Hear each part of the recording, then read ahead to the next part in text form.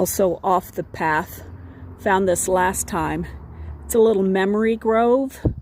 So there's little plaques to remember people and little rock cairns to remember people by. Just kind of right there. And if you look back behind, they've actually put a little bench here so that you can sit and think of the people that you want to remember.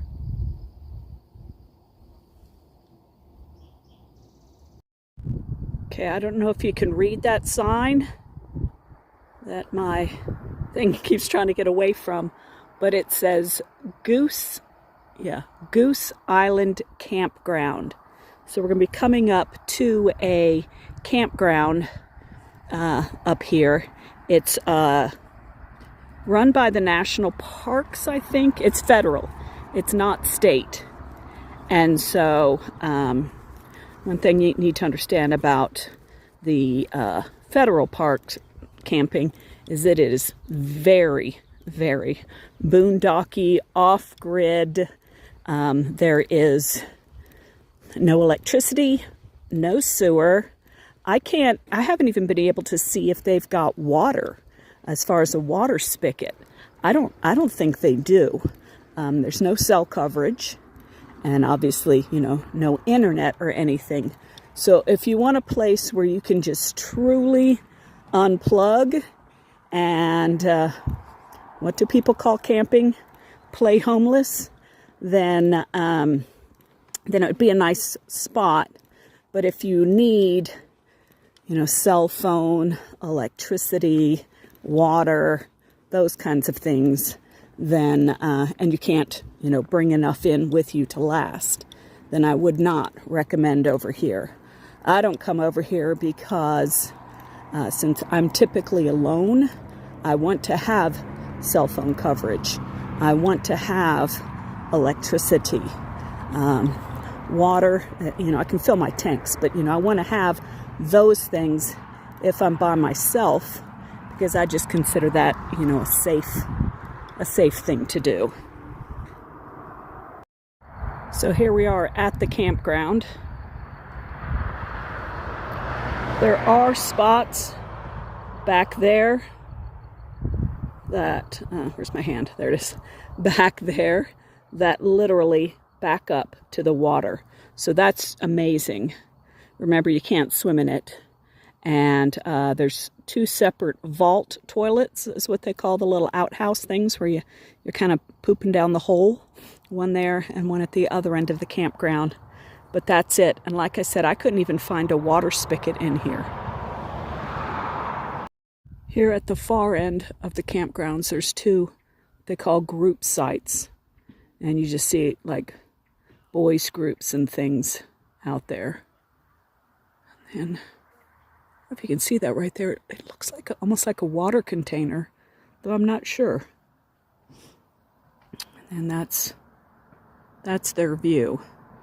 They're just right along the water's edge with those huge cliffs as their backdrop, which is a great protection from a lot of the sun.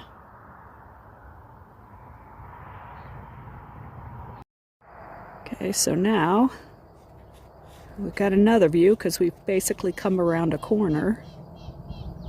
And so now you can see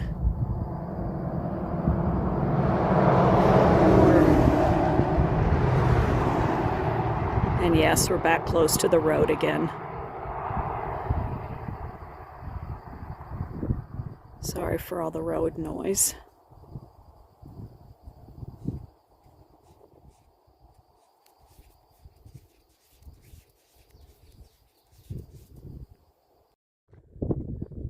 So we just came through over there, around the bend, and the advantage to over here is that we can actually see the water.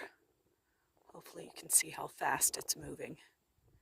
It's getting a lot later in the day, so we're starting to get some pretty good evening shadows. And I think it's cooling off finally.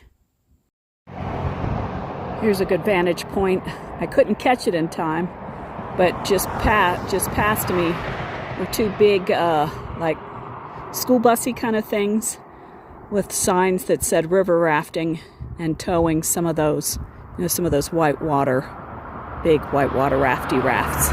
So I don't know if they do that on here or if they were headed somewhere else. If anybody knows, feel free to leave a comment. And then over on the other side of the road, I did see a sign up a little further, might be too far to zoom in on, that said we're at the 2-mile mark. There, now you can see it. We're at the 2-mile mark, and if you can tell, we're on a bridge because the land just sweeps away, so that by the time we're on the other side, we're looking at the top of trees. So very, very, very strong decline there.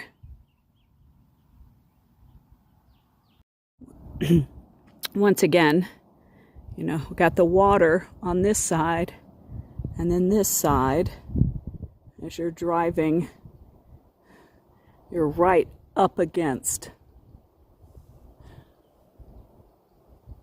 Holy smokes. Yeah, how crazy is that?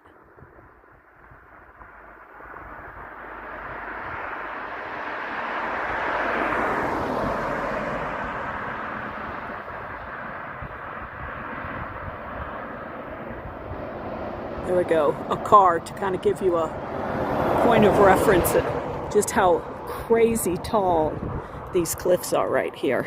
I don't know if cliff's the right word, but that's what I'm calling them, and I'm sure my husband will correct me and tell me that there's some more correct term. Okay, here we are.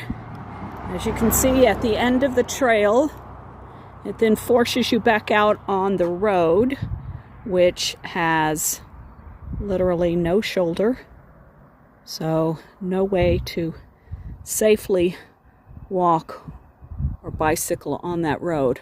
My hope is that they're going to take this, because as you can see, it's a little harder to tell there, but it's being built out against the side. So my hope is that at some point they'll just keep, building out and around with a walkway, at least half a mile to whatever that thing that's 3 miles away that they're talking about, which, see if I can, might be too far away to zoom in. You can see a little white thing right there. Where's my hand? Right there, that little white thing. And I can see some cars. Oh, sorry. I can see some cars up there too. So I think that's the thing that they were talking about. So it'd be nice if this walkway would just extend, just another half mile whenever they get the tax revenue or government programs to be able to do that. And now it's time to walk back.